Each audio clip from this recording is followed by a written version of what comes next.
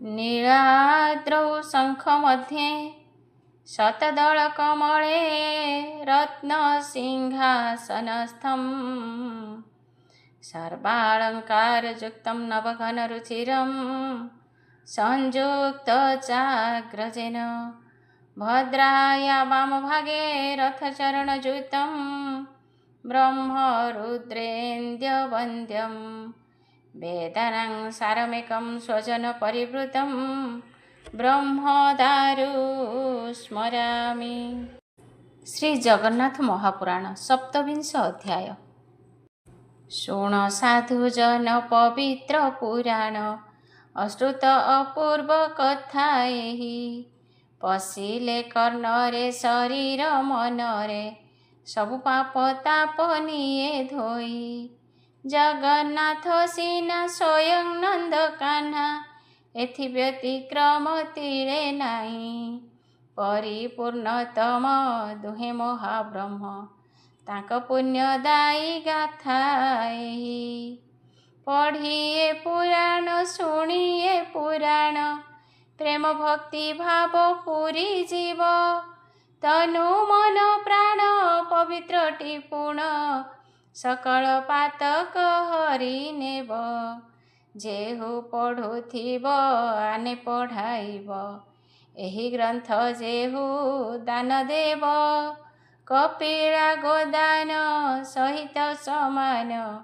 जमजात नाटी न बाधिब नैमिषारण्ये सर्वमुनि जने पचारुअछन्ति बारंबार हसी हसी पुणी ऋषि जैमिनी ताहाकु देउछन्ति उत्तर मुनिरुवाच हे जैमिनी पूज्यवर संशय फेडिब आंभर भारते जेते तीर्थ अछि अन्न प्रसादन मिलुछि श्रीक्षेत्रे जे अन्न प्रसाद नाम तार महाप्रसाद कैवल्य पुणी ताकु कही महिमा किस तार होई आमको बुझाई कहिब सकल पाप धोई देव मुनिंक वचन को शुणी कहुअछन्ति जैमिनी जैमिनी उवाच कहुअछन्ति महामुनि ऋषिगणଙ୍କ इच्छा जानी शुण सकल ऋषि वृंद नामटी से महाप्रसाद प्रभु महिमा ठारु पुणी बड़टी ता महिमा जानी कैवल्य बोली ताकु कही केवल मुक्तिदाता सेही केवल शब्दरु कैवल्य प्रभुंक प्रसाद अतुल्य प्रभु कहन्ति भक्त मोर मते पछके निंदा कर मोहर कैवल्य निंदिले होइबु नरकगामी भले श्रीकृष्ण आउ जगन्नाथ भक्तर हस्तरे प्रदत्त सुस्वादु द्रव्य भिन्न भिन्न जे काले करन्ति भोजन ताहांक अधर निश्रुत सेहि अमृत प्राकृत भोजने संचारित होई महाप्रसाद नाम बही अधरामृतर महिमा संसारे नाहीटी उपमा दैवी माया को काटी दिए अभय पदे स्थान दिए प्रभुंक भकत उद्धव ताहांक श्रीअंग विभव माला बसन अलंकार आणी करन्ति अंगहार ताहांक अंग छड़ा जेते आणी पिंधन्ति हर्ष चिते श्रीकृष्ण श्रीमुख उचिष्ट भोजने हुअन्ति से तुष्ट श्रीदेवी पड़िदात्री जेहि श्रीक्षेत्र महाराणी सेहि से महालक्ष्मी को परस पाकटी हुई अवश्य ଅନ୍ନ ବ୍ୟଞ୍ଜନ ଆଦି କରି ଶ୍ରୀଲକ୍ଷ୍ମୀ ତାହା ପାକ କରି ସେ ଅନ୍ନ ବ୍ୟଞ୍ଜନ ପଦାର୍ଥ ଭୁଞ୍ଜନ୍ତି ପ୍ରଭୁ ଜଗନ୍ନାଥ। ତାହାଙ୍କ ଉଚ୍ଛିଷ୍ଟ ପ୍ରସାଦ ଜଗତେ ଶ୍ରୀ ମହାପ୍ରସାଦ। ସକଳ ପାପ ଦୂର କରେ ଥରେ ଯେ ଭୁଞ୍ଜଇ ଶ୍ରଦ୍ଧାରେ। ମହାପ୍ରସାଦ ପରି ଭାଇ ପବିତ୍ର ଆଉ କିଛି ନାହିଁ। ପାଚକ ହସ୍ତେ ରନ୍ଧା ଅନ୍ନ ଦୂଷିତ ହୁଏ ନାହିଁ ପୁଣ। ଲକ୍ଷ୍ମୀଙ୍କ ସାନ୍ନିଧ୍ୟକୁ ପାଇ ପବିତ୍ର ହୋଇଥାନ୍ତି ସେହି।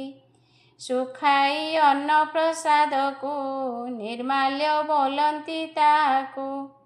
ଚଣ୍ଡାଳ ଯେବେ ତାକୁ ଛୁଇଁ ଦୂଷିତ କେବେ ହୁଏ ନାହିଁ।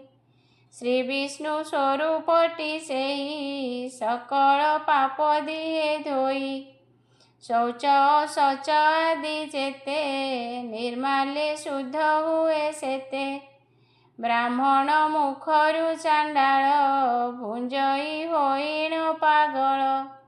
ମହାପ୍ରସାଦେ ଅଭିମାନ କରିବା ନୁହଁଇ ଭାଜନ। ବିଧବା ଆଉ ବ୍ରତଧାରୀ ଦୀକ୍ଷିତ ଯେତେ ନର ନାରୀ। ବାରଣ ନୁହଁଇ କାହାରି ପାପଟି ହରଇ ସବୁରି। ଶ୍ରୀକ୍ଷେତ୍ରେ ଏକାଦଶୀ ବ୍ରତ କୈବଲ୍ୟ ଭୋଜନ ଉଚିତ। ଅନ୍ୟତ୍ର ଅନ୍ନର ଭୋଜନ ଉଚିତ ନୁହେଁ ମୁନିଗଣ। କୈବଲ୍ୟ ଆକଣ୍ଠ ଭୋଜନ ପାପ ପୁଞ୍ଜରୁ ପରିତ୍ରାଣ। କରଇ ସର୍ବରୋଗ ଶାନ୍ତି ବୁଦ୍ଧି ବିଦ୍ୟା ଆୟୁ ବଢ଼ନ୍ତି। ଯେତେ ଦୂରରୁ ଆସିଥାଉ ଅତ୍ୟନ୍ତ ଶୁଷ୍କ ପଛେ ହେଉ। ଦୀର୍ଘ ଦିନର ଥିଲେ ହୋଇ ତଥାପି ପାତକ ହରଇ। ଶ୍ୱାନ ମୁଖରୁ ପଡ଼ିଥିଲେ ବ୍ରାହ୍ମଣ ଭୁଞ୍ଜି ପାରେ ହେଳେ। ଦେଶ କାଳ ପାତ୍ର ପୁଣି ବାରଣ ନଥାଏ ଏଟି ଜାଣି। ସର୍ବଦା ଏହା ଭକ୍ଷଣୀୟ ସଂସାରେ ନାହିଁ ତୁଳନୀୟ। ଯେସନେ ଗଙ୍ଗା ଜଳ ଶୁଦ୍ଧ ତେସନେ ଶ୍ରୀ ମହାପ୍ରସାଦ। ଦର୍ଶନ ସ୍ପର୍ଶନ ଚିନ୍ତନ ଉଭୟ ଅଟନ୍ତି ସମାନ। ଲକ୍ଷ୍ମୀଙ୍କ ରନ୍ଧନଶାଳାରେ ପାକଟି ବୈଷ୍ଣବ ଅଗ୍ନିରେ। ଯୁଗ ଯୁଗାନ୍ତ ମନ୍ୱନ୍ତର ଭୁଞ୍ଜନ୍ତି ପ୍ରଭୁ ଚକ୍ରଧର। ପ୍ରଭୁଙ୍କୁ ଲାଗି ହେବା ପରେ ଅର୍ପିଲେ ବିମଳାଙ୍କଠାରେ। ଏହାକୁ ମା ପ୍ରସାଦ କହି ଭଜନେ ସର୍ବେ ମୋକ୍ଷ ପାଇ। ମୁକତି ଦାତା କୈବଲ୍ୟ ସର୍ବଦା ଅଟେ ମୋକ୍ଷ ମୂଳ। ଚାରି ଧାମରେ ପ୍ରଭୁ ଥାଇ ପ୍ରସାଦ ନ ଭୁଞ୍ଜନ୍ତି କାହିଁ। ଦ୍ୱାରିକା ଠାରେ କରି ସ୍ନାନ ବୃନ୍ଦାବନରେ ରାସ ପୁଣ। ଶ୍ରୀକ୍ଷେତ୍ରେ କରିଣ ଭୋଜନ ବଦ୍ରିରେ କରନ୍ତି ଶୟନ। ଅନ୍ୟତ୍ର ପ୍ରସାଦ ପ୍ରଦତ୍ତ କରନ୍ତି ଖାଲି ଦୃଷ୍ଟିପାତ। ଏକଥା ଅତି ଗୋପନୀୟ ଶୁଣ ହେ ତପସ୍ୱୀ ତନୟ। ଯାହାର ପୁଣ୍ୟ ବଳ ନାହିଁ ବିଶ୍ୱାସ ତାର ହେବ କାହିଁ। ମହାପ୍ରସାଦ ଅନ୍ନ ଭାଇ ଅତ୍ୟନ୍ତ କୋମଳ ଅଟଇ। ତଥାପି ପାପ ପର୍ବତକୁ ବିଦାରଣ ସେ କରିବାକୁ। ଅଟଇ ଏକା ବଜ୍ର ସମ ତେଣୁଟି ସେ ମହାମହିମ। ଦ୍ୱାପରେ ଗୋପ ପୁଅ ମେଳେ ଗୋବସା ଚରାଇବା କାଳେ। ଯେ ଯାହା ଅନ୍ନ ଆଣିଥିଲେ ଏକାଠି ବଣଭୋଜି କଲେ। ଅଣ୍ଟାରେ ବେଣୁକୁ ଖୋସିଲେ କାଖରେ ଶିଙ୍ଗାକୁ ଜାକିଲେ। ଅନ୍ନପୁଡ଼ାକୁ ବାମ ହସ୍ତେ ଧରିଣ ଭୁଞ୍ଜନ୍ତି ସମସ୍ତେ। ଭୋଜି ସାରିଣ ସର୍ବେ ଗଲେ ଏକଥା ଶଙ୍କର ଦେଖିଲେ। ଭକ୍ତି ଭାବରେ ମତ୍ତ ହୋଇ ମହେଶ ଆସିଲେ ସେଠାଇଁ। ଦେଖିଲେ ପଡ଼ିଅଛି ଅନ୍ନ, ଗୋଟାଇ ଭଖିଲେ ଈଶାନ। ପାର୍ବତୀ ଶୂନ୍ୟେ ଦେଖୁଥିଲେ, ତଳକୁ ଓହ୍ଲାଇ ଆସିଲେ। ଦେଖିଲେ ଶିବଙ୍କୁ ଅନାଇ, ଅନ୍ନକୁ ଖାଆନ୍ତି ଗୋଟାଇ। ସୁନ୍ଦର ବାସନା ତାହାର, କିଅ ବା ଦେବା ପଟାନ୍ତର। କହିଲେ କି କରୁଛ ସାଇଁ, କି ଅନ୍ନ ଖାଉଛ ଗୋଟାଇ। ଅମୃତ ପରି ମଣୁଅଛ, ମତେ ନ ଦେଇ ଖାଉଅଛ। ଶିବ କହିଲେ ଶାକମ୍ଭରୀ, ସୌଭାଗ୍ୟ ହୋଇଲା ମୋରି। ଆଦି ଅନାଦି ପରଂ ବ୍ରହ୍ମ, ତାଙ୍କ ଉଚ୍ଛିଷ୍ଟ ଅନୁପମ। ସ୍ୱୟଂ ଶ୍ରୀକୃଷ୍ଣ ଗୋପପୁରେ, ଜନମ ମରତ ଧାମରେ। ଗୋପାଳ ପୁଅଙ୍କର ସଙ୍ଗେ, ଖାଉନଥିଲେ ଅନୁରାଗେ। ଯଶୋଦା ସହିତ ନୀଳମଣି, କରିଲେ ବନଭୋଜି ପୁଣି। ତାଙ୍କ ଉଚ୍ଛିଷ୍ଟ ପଡ଼ିଥିଲା, ମୋହରି ଭାଗ୍ୟରେ ଜୁଟିଲା। ଧନ୍ୟ ହୋଇଲି ଆଜି ମୁହିଁ, ଏ ମହାପ୍ରସାଦକୁ ପାଇ। ଗିରିଜା ଖୋଜି ଦେଖ ଯାଇ, ଅନ୍ନ କଣିକା ଥିବ ଯହିଁ। ଏମନ୍ତ ଶଙ୍କର କହିଲେ, ଦୁହେଁ ସେ ଅନ୍ନକୁ ଖୋଜିଲେ।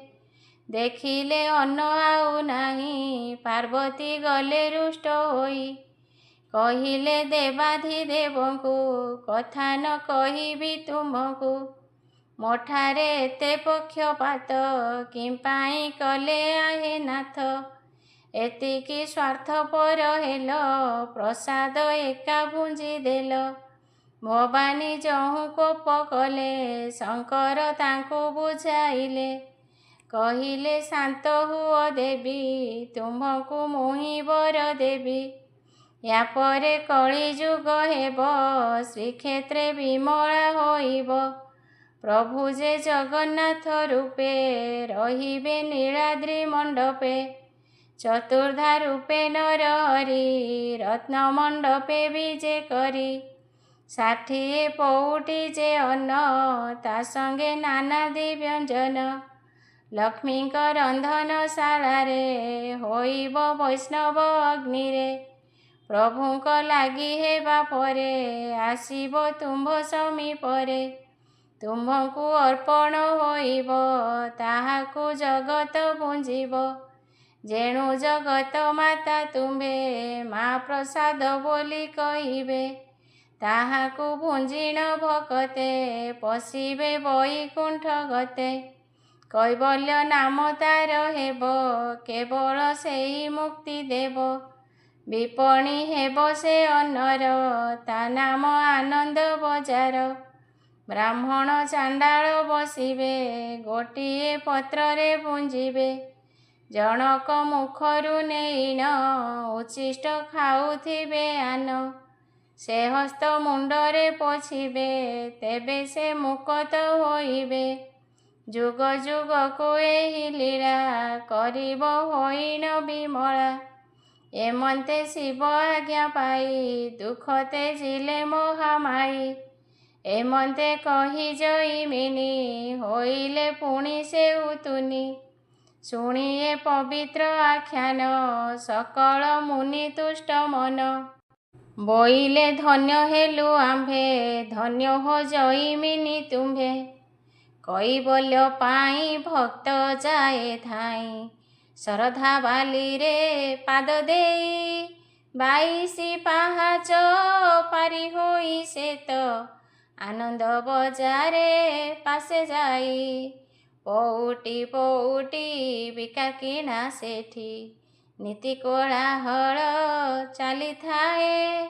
ଆସ ଆସ ବୋଲି ଆକାଶେ ରହିଣ, ନୀଳଚକ୍ର ନେତ ଡାକୁଥାଏ। ପଣ୍ଡା ବେତ ମାଡ଼, କହେ ପାପ ଛାଡ଼।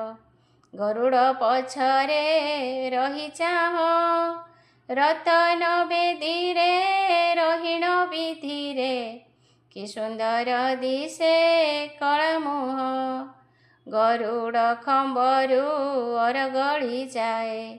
ସାଷ୍ଟାଙ୍ଗ ହୋଇଣ ଶୋଇଯାଅ, କରତାଳି ଦେଇ ନାଚି ନାଚି ତହିଁ ହରେ ରାମ କୃଷ୍ଣ ବୋଲୁଥାଅ। ସେ ଅବଡ଼ା ଅନ୍ନ ଆକଣ୍ଠ ପୁଞ୍ଜିଣ ମୁଖେ ବୋଲୁଥାଅ ହରି ହରି। ତାରକ କହି ପୁନର୍ଜନ୍ମ ନାହିଁ ଜଗନ୍ନାଥ କହି ଯିବି ମରି। ଅଷ୍ଟବିଂଶ ଅଧ୍ୟାୟ ଦାରୁମୂର୍ତ୍ତିର ରହସ୍ୟ। ଶୁଣ ସୁଜନେ ଦେଇ କର୍ଣ୍ଣ ଶ୍ରୀଜଗନ୍ନାଥଙ୍କ ପୁରାଣ। ନୈମିଷାରଣ୍ୟେ ମୁନିଜନ ପୁଛନ୍ତି ପବିତ୍ର ଆଖ୍ୟାନ। ଜୈମିନୀ ଦିଅନ୍ତି ଉତ୍ତର କହିଣ ବଚନ ମଧୁର। ପୁଣି ମୁନିଏ ପଚାରିଲେ ଭୋମୁନି କହିଦିଅ ଭଲେ। ମୁନିରୁବାଚ ଆହେ ମହାତ୍ମା ଜୈମିନୀ ତବ ମୁଖରୁ ସର୍ବେ ଶୁଣି। ପ୍ରଭୁ ଶ୍ରୀ ଜଗନ୍ନାଥ କଥା ନୀଳାଚଳର ଯେ ବ୍ୟବସ୍ଥା। ହୋଇଛୁ ଆମ୍ଭେ କୃତକୃତ୍ୟ ଦଇନି ତୁମ୍ଭ ପାଦଗତ। ଏବେ ହୋ କୁହ ମୁନୀଶ ଦାରୁମୂରତିର ରହସ୍ୟ। କାହିଁକି ପାଦ ପାଣି ନାହିଁ ଅଥର୍ବ ହେଲେ କାହିଁ ପାଇ। ଏହା ପଛରେ କିଛି ଲୀଳା ଅଛି କି କୁହ ମୁନି ବଳା। ଜୈମିନୀ ବୋଲୁଛନ୍ତି ହସି ଶୁଣ ହେ ମୁନି କୁଳ ଶଶୀ। ଜୈମିନୀ ଉବାଚ ଦ୍ୱାପରେ ପ୍ରଭୁ ଚକ୍ରଧର ଜନମୀ କଂସ ବନ୍ଦୀ ଘର। ଯମୁନା ନଦୀ ପାର ହେଲେ ଯାଇଣ ଗୋପରେ ରହିଲେ। ସେଠାରେ ଗୋପ ଲୀଳା କରି ଅଷ୍ଟମଲ୍ଲଙ୍କୁ ତହିଁ ମାରି। ନାନା ମଧୁର ଲୀଳା କଲେ ଗୋପରେ ବସା ଚରାଇଲେ। ଅଗ୍ରଜ ବଳଦେବ ସଙ୍ଗେ କ୍ରୀଡ଼ା କରିଲେ ନାନା ରଙ୍ଗେ। ବୃନ୍ଦାବନରେ ରାସ କରି ପ୍ରେମେ ମୋହିଲେ ଗୋପ ନାରୀ। କଂସ ଯେ ରଙ୍ଗ ସଭା କଲା ରାମକୃଷ୍ଣଙ୍କୁ ଅଣାଇଲା। ଅକ୍ରୂର ଗଲା ରଥ ଘେନି ଆଣିଲା ରାମକୃଷ୍ଣ ବେନି। ମଥୁରାପୁରେ ପ୍ରବେଶିଲେ କୁବୁଜାରଜ କତାରିଲେ। ଚାଣୁର ମୁଷ୍ଟିକ ଆଦିଙ୍କୁ ପେଶିଲେ ସମନପୁରକୁ। କଂସ କେଶୀଙ୍କୁ ବିନାଶିଲେ ଉଗ୍ରସେନକୁ ରାଜା କଲେ। କଂସ ଶ୍ୱଶୁର ଜରାସନ୍ଧ ସେଠାରେ ଲଗାଇଲା ଦ୍ୱନ୍ଦ୍ୱ। ପ୍ରତିଶୋଧକୁ ନେବା ପାଇଁ ମଥୁରା ବାରମ୍ବାର ଧାଇଁ। ଯାଦବ ଗଣେ ହକାରିଲା ଯୁଦ୍ଧ ତାହାଙ୍କ ସଙ୍ଗେ କଲା। ଜରାସନ୍ଧ ଭୟରେ ହରି ଦ୍ୱାରାବତୀରେ ରାଜ୍ୟ କରି। ଶିକ୍ଷା ଓ ସଂସ୍କାରିତ ହୋଇ ଦ୍ୱାରକା ଗଲେ ଲକ୍ଷ୍ମୀ ସାଇ। ଦେବକୀ ବସୁଦେବ ସାଥେ ନନ୍ଦ ଯଶୋଦା ଆଦି ଯେତେ ପରିଜନଙ୍କୁ ସାଥେ ନେଲେ। ଦ୍ୱାରାବତୀରେ ରାଜ୍ୟ କଲେ ତହିଁ ଯେ ବିବାହ ହୋଇଲେ ଅଷ୍ଟପାଟ ବଂଶୀଙ୍କ ତୁଲେ। ସୁଭଦ୍ରା ତହିଁ ଜାତ ହେଲେ ଖେଳିଲେ ଯଶୋମତୀ କୋଳେ। ଯାଦବ ଗଣ ତହିଁ ଯାଇ ରହିଲେ ଦ୍ୱାରାବତୀ ଠାଇଁ। ସେଠାରେ ଉଗ୍ରସେନ ରାଜା ସୁଖେ ପାଳିଲେ ଜନ ପ୍ରଜା। ଭାଇ ଭଉଣୀ ସାଙ୍ଗ ହେଲେ ତିନିହେ ଦିନକୁ କାଟିଲେ। ଦିନେକ ଶୁଣ ମୁନିବର, ଯାହା ଘଟିଲା ସେହିଠାର। ପୁରେ ନଥିଲେ ବେନି ଭାଇ, ବାହାରେ ଥିଲେ କାର୍ଯ୍ୟ ପାଇଁ। ସକଳ ପରିଜନ ବସି, ଅନ୍ତଃପୁରରେ ହସି ହସି, ନାନା କୌତୁକ କରୁଥାନ୍ତି, ମଧୁର ଗଳ୍ପ ଯେ କରନ୍ତି। ଦେବକୀ ବସୁଦେବ ତହିଁ, ନନ୍ଦ ଯଶୋଦା ସଙ୍ଗେ ଥାଇ। ରୁକ୍ମଣୀ ସତ୍ୟଭାମା ତୁଲେ, ଅଷ୍ଟପାଟ ରାଣୀଙ୍କ ମେଳେ। ସୁଭଦ୍ରା ଦେବୀ ତହିଁ ଥାଇ, ଦାସ ଦାସୀଙ୍କୁ ସଙ୍ଗେ ନେଇ। ସକଳେ ଏକ ମନ ହେଲେ, ନନ୍ଦରାଜାଙ୍କୁ ପଚାରିଲେ। ଶୁଣିବା ପାଇଁ ବାଲ୍ୟ ଲୀଳା, ବରଜପୁର ଲୀଳା ଖେଳା। ନନ୍ଦ ଯେ ବଖାଣିଲେ ରହି, କବାଟ ଦେଲେ ଆଉ ଯାଇ। ମଧୁର ଲୀଳା ମାନ ଶୁଣି, ସକଳେ ଭାବାବେଶ ପୁଣି। କାହାରି ଦେହ ଜ୍ଞାନ ନାହିଁ, ଆନନ୍ଦେ ଛନ୍ତି ମଗ୍ନ ହୋଇ। ଏକାଳେ ଆସିବେନି ଭାଇ, ଦ୍ୱାର ଦେଶରେ ଉଭା ହୋଇ। କର୍ଣ୍ଣେ ଶୁଣିଲେ ନିଜ ଲୀଳା, ତକ୍ଷଣେ ହେଲେ ଭାବେ ଭୋଳା। ଭାବ ସମାଧି ଦୁହେଁ ହେଲେ, ଶ୍ରୀଅଙ୍ଗ ତରଳି ବହିଲେ। କାଷ୍ଠ ମୂରତି ପ୍ରାୟ ହୋଇ, ନିର୍ବାକ ହେଲେ ଦୁଇ ଭାଇ। ସୁଭଦ୍ରା ଦେବୀ କାହିଁ ଥିଲେ, ସେଠାରେ ପ୍ରବେଶ ହୋଇଲେ। ଭାଇଙ୍କ ଅବସ୍ଥାକୁ ଦେଖି, ଆଶ୍ଚର୍ଯ୍ୟ ହୋଇଲେ ସୁମୁଖୀ। ସେ ଯହୁଁ ଲୀଳାକୁ ଶୁଣିଲେ, ଅଥର୍ବ ପ୍ରାୟ ହୋଇଗଲେ। କାହାରି ହସ୍ତପାଦ ନାହିଁ, ତରଳି ଯାଇଅଛି ବହି। ବେନି ଭାଇଙ୍କ ଅଧା ହାତ, ପାଦଟି ନାହିଁ ଆଚମ୍ବିତ। ସୁଭଦ୍ରାଙ୍କର ହସ୍ତ ନାହିଁ, ପାଦ ବି ଯାଇଅଛି କାହିଁ। ଚକ୍ଷୁ ହୋଇଛି ବିସ୍ତାରିତ, ଚକା ନୟନ ଅଦ୍ଭୁତ। ଏମନ୍ତ ଅଭୂତ ବେଳାରେ, ଦେବର୍ଷି ନାରଦ ସେଠାରେ। ପ୍ରବେଶି ସେ ଦୃଶ୍ୟ ଦେଖିଲେ, ଦେବତା ଗଣ ଶୂନ୍ୟେ ଥିଲେ। ତକ୍ଷଣେ ପୁଷ୍ପ ବୃଷ୍ଟି କଲେ, ଜୟ ଶ୍ରୀକୃଷ୍ଣ ଧ୍ୱନି ଦେଲେ। ପ୍ରଭୁ ଏପରି ହୋଇଛନ୍ତି, ଦେବତା ସ୍ୱର୍ଗେ ଦେଖୁଛନ୍ତି। ଅପ୍ସରା ଗନ୍ଧର୍ବ ନାଚନ୍ତି, ଆକାଶେ ଦୁନ୍ଦୁଭି ବଜାନ୍ତି।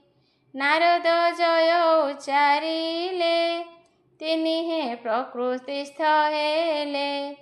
ନାରଦ ତହୁଁ ପାଦେ ପଡ଼ି, କହନ୍ତି ବେନି କର ଯୋଡ଼ି।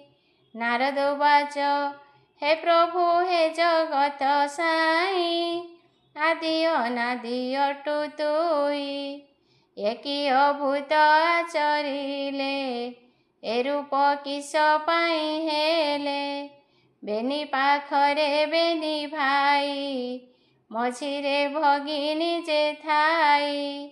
ଏହି କି ଅଦ୍ଭୁତ ଲୀଳା, କୁହନ୍ତୁ ଆହେ ନନ୍ଦ ବଳା। ହେ ପ୍ରଭୁ ଏ ରୂପ ତୁମ୍ଭର, ପୂଜିତ ହେଉ ମର୍ତ୍ତ୍ୟପୁର। ଏତିକି କରୁଛି ଗୁହାରି, ପୂରଣ କର ଚକ୍ରଧାରି। ନାରଦ ବଚନକୁ ଶୁଣି, ହସି କହନ୍ତି ନୀଳମଣି। ଶ୍ରୀକୃଷ୍ଣ ଉବାଚ, ଆହେ ନାରଦ ତପିସାଇ, ତୁମ୍ଭେ ଜଗତ ହିତ ପାଇଁ।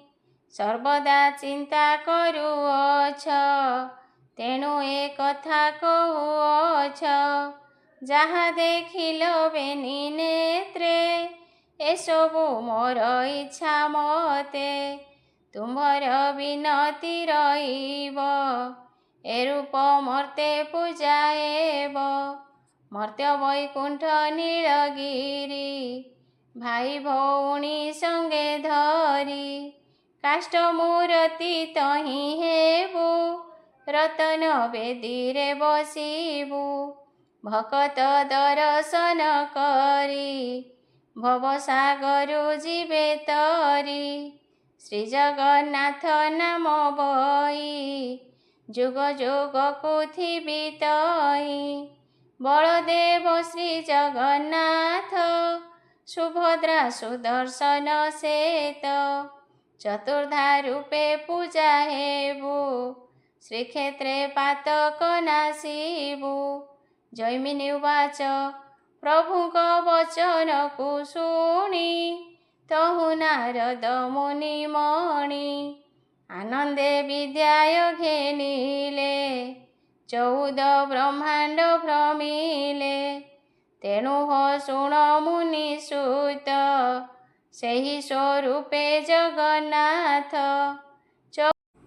ବୌଦ୍ଧ ଅବତାର ହୋଇ, ନୀଳକଣ୍ଡରେ ପୂଜା ପାଇ।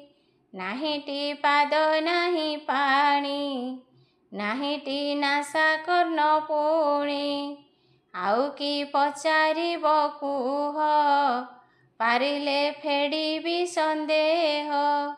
କହିଣ ମୁନି ହେଲେ ତୁନି, ଋଷିଏ ପଚାରନ୍ତି ପୁଣି।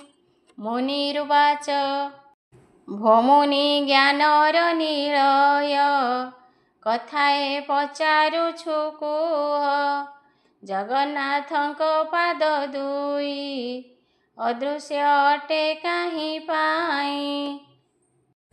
କର କମଳ ତାଙ୍କ ଭଲା, କିମ୍ପାଇଁ ସଙ୍କୁଚିତ ହେଲା। ଅଧର ବିସ୍ତୃତ କିମ୍ପାଇଁ, କର୍ଣ୍ଣ ଶୂନ୍ୟତା କିସ ପାଇଁ। କାହିଁକି ହେଲେ ଚକାଡୋଳା, ମୁଖାର ବିନ୍ଦ ଘନ କଳା। ନାସା ରହିଛି ଛିଦ୍ର ନାହିଁ, ଏଥିରେ କି ରହସ୍ୟ ଥାଇ। ଫେଡ଼ିଣ କୁହ ମୁନିବର, ଦଇନି ଚରଣେ ତୁମ୍ଭର। ମୁନିଙ୍କ ବଚନକୁ ଶୁଣି, ଉତ୍ତର କହେ ଜୈମିନି। ଜୈମିନି ଉବାଚ, ଭୋମୁନି ଗଣ ଶୁଦ୍ଧ ଚେତା, ପଚାରୁଅଛ ମଞ୍ଜି କଥା। ଯେଣୁଟି ଜିଜ୍ଞାସା ତୁମ୍ଭର, ନିଶ୍ଚୟ ଦେବଇଁ ଉତ୍ତର। ଶ୍ରୀ ଜଗନ୍ନାଥ କୃପା କଲେ, ସକଳ ବିସ୍ତାରିବି ଭଲେ। ଶେଷ ପ୍ରଭୁ ସ୍ୱୟଂ ଜଗନ୍ନାଥ, ଲୀଳା ବିଗ୍ରହ ଲକ୍ଷ୍ମୀକାନ୍ତ। ଭକତ ପାଇଁ ଲୀଳା କରି, ନାନାଦି ଅବତାର ଧରି। ମତ୍ସ୍ୟ କଚ୍ଛପ ରାମ ଆଦି, ନୃସିଂହ ବାମନ ଇତ୍ୟାଦି। 32 ଅବତାର ମାନ, ଶ୍ରୀ ଭାଗବତରେ ବର୍ଣ୍ଣନ। ଅଂଶାଂଶ ଅଂଶ ଓ ଆବେଶ, ଅବତାରେକ କଳା ପୁଂସ। ତାହାଙ୍କ ଅଙ୍ଗୁଜାତ ହୋନ୍ତି, ପୁଣି ଶ୍ରୀ ଅଙ୍ଗେ ଲ୍ଲୀନ ହୋନ୍ତି। ତେଣୁଟି ଅବତାରି ସେଇ, ଅବତାରଙ୍କୁ ଜନ୍ମ ଦେଇ। ତେଣୁ ସେ ପରିପୂର୍ଣ୍ଣତମ, 64 କଳାରେ ଉପମ। 64 ବ୍ରହ୍ମ ଗାୟତ୍ରୀ, 64 ଜଗନ୍ନାଥ ହରି। ଦେହଟି 64 ଦଳ, 64 ସେ ବଡ଼ ଦେଉଳ। ପ୍ରତି ଯୁଗରେ ସାଧୁ ସନ୍ଥ, ଅବତାରଙ୍କୁ ମୂର୍ତ୍ତିମନ୍ତ। ସୁନ୍ଦର ସୁଗଠିତ କରି, ଥାନ୍ତି ସିନା ପୂଜା କରି। କେଉଁ ବିଗ୍ରହ କି ଠାଣିରେ, ପୂଜିତ ନିଜ ସ୍ୱମନ୍ଦିରେ। କେଉଁଠି ସେ ଦଣ୍ଡାୟମାନ, କେଉଁଠି ଭିନ୍ନ କାର୍ଯ୍ୟମାନ ଅବତାରର ଲୀଳା କରି ପୂଜିତ ହେଉଛନ୍ତି ହରି। ନୃସିଂହ ଅବତାରେ ପୂର୍ଣ୍ଣ ହିରଣ୍ୟ କରି ବିଦାରଣ ସେ ଭଙ୍ଗି ଦେଖି ଭକ୍ତ ନେତ୍ର ସନ୍ତୋଷ ଲଭେ ତାର ଚିତ୍ତ। ବଦ୍ରିରେ ନର ନାରାୟଣ ଶ୍ରୀକ୍ଷେତ୍ରେ ପଦ୍ମାସନ ପୂର୍ଣ୍ଣ ଏ ଦୁଇ ଧାମେ ପଦ୍ମାସନ କରନ୍ତି ଭକତ କଲ୍ୟାଣ। ବଦ୍ରିନାଥ ଓ ଜଗନ୍ନାଥ ଏ ଦୁହେଁ ପଦ୍ମାସନେ ସ୍ଥିତ। ପଦ୍ମାସନରେ ବସିଥିଲେ ପାଦ ନିବେଶ ତେଣୁ ଭଲେ ତେଣୁ ନ ଦିଶେ ତାଙ୍କ ପାଦ ତାହାଙ୍କୁ ବୋଲି ଗୁଢ଼ ପାଦ।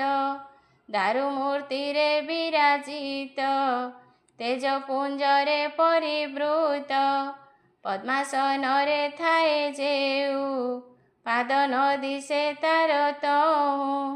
ଜଗନ୍ନାଥଙ୍କ ପାଦ ସ୍ଥିତ ଦେଖି ନ ପାରେ ଚର୍ମ ନେତ୍ର ପ୍ରେମ ନେତ୍ରରେ ଦେଖି ହୁଏ ପ୍ରେମୀ ଭକ୍ତକୁ ଦୃଶ୍ୟ ହୁଏ। ଜଗନ୍ନାଥଙ୍କ ବେନି ହସ୍ତ ସର୍ବଦା ଅଟେ ସଂକୁଚିତ ପ୍ରଭୁଙ୍କ ଭିନ୍ନ ଅବତାରେ ବିଭିନ୍ନ କାର୍ଯ୍ୟ ଶ୍ରୀହସ୍ତରେ। ମତ୍ସ୍ୟାବତାରେ ପାଦ ପାଣି ତାହାଙ୍କ ଦୃଶ୍ୟଟି ପୁଣି କଚ୍ଛପ ଅବତାରେ ସେଇ ଦୃଶ୍ୟ ଅଦୃଶ୍ୟ ହୋଇଥାଇ।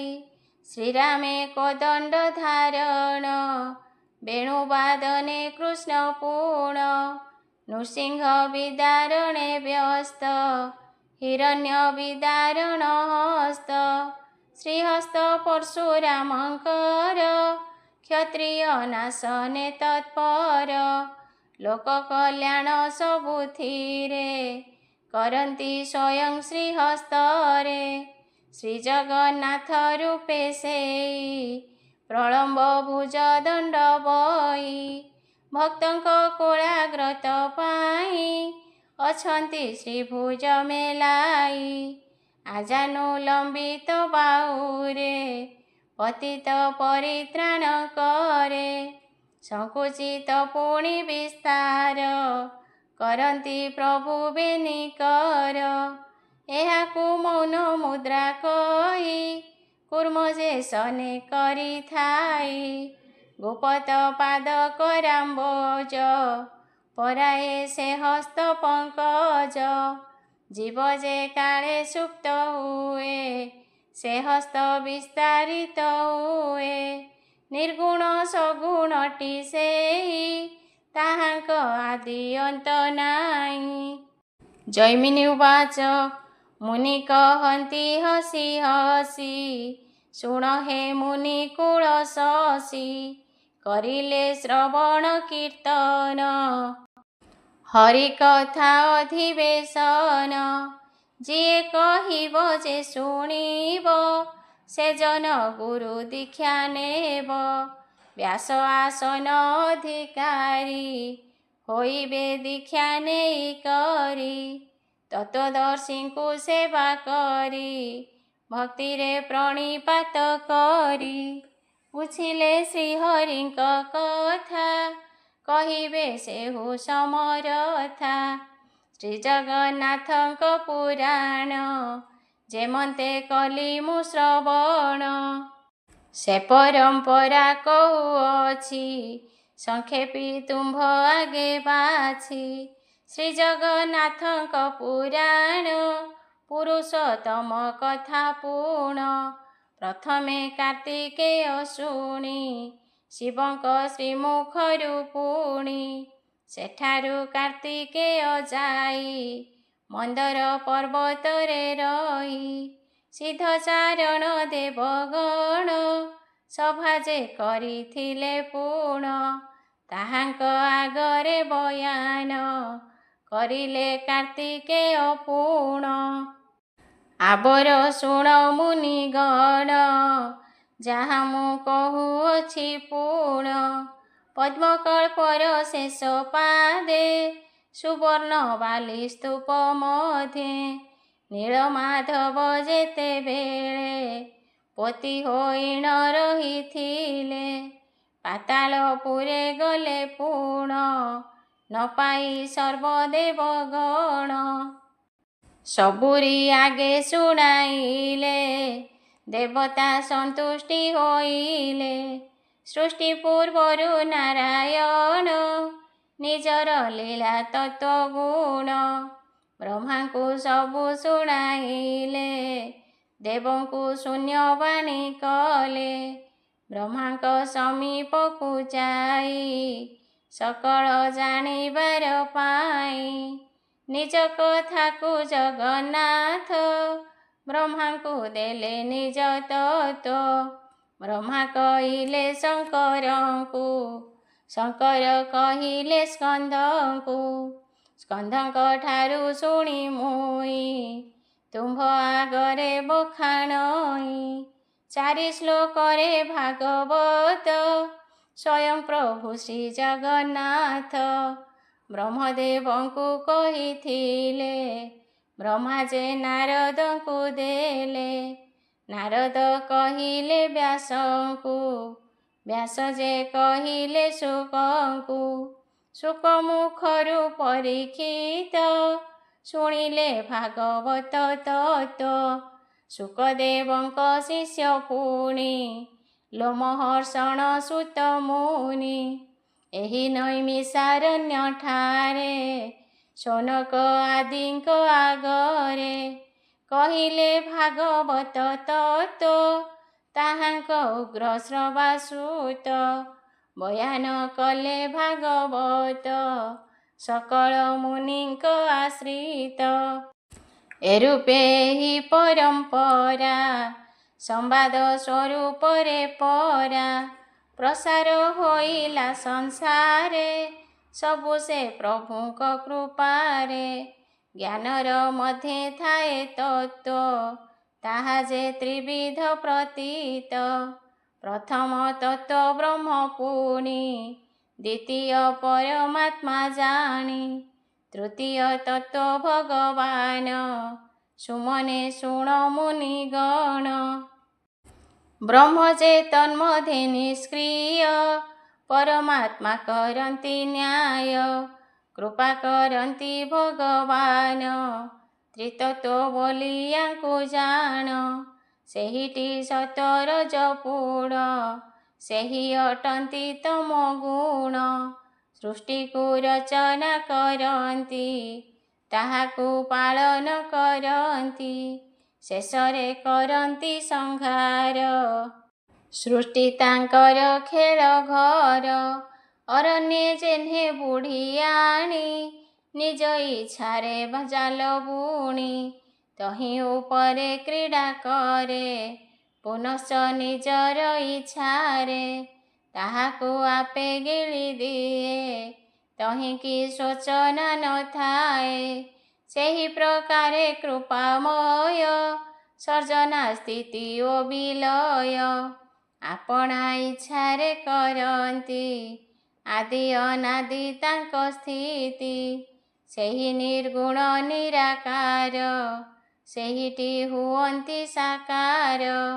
ନିତ୍ୟ ଗୋଲକେ ତାଙ୍କ ସ୍ଥିତି, ନିତ୍ୟ ସଙ୍ଗିନୀ ସଙ୍ଗେ ପ୍ରୀତି। ସେ ନିତ୍ୟାନନ୍ଦ କ୍ରୀଡ଼ା ପୁଣି, ହୁଅଇ ଅହର୍ନିଶି ଜାଣି। ସେହି କ୍ରୀଡ଼ାରୁ ହୁଏ ଜାତ, ସଚରାଚର ଏ ଜଗତ। ପୁଣି କ୍ରୀଡ଼ାରେ ଲୀନ ହୁଏ, ମାୟାକୁ ଆବୋରି ନଥାଏ।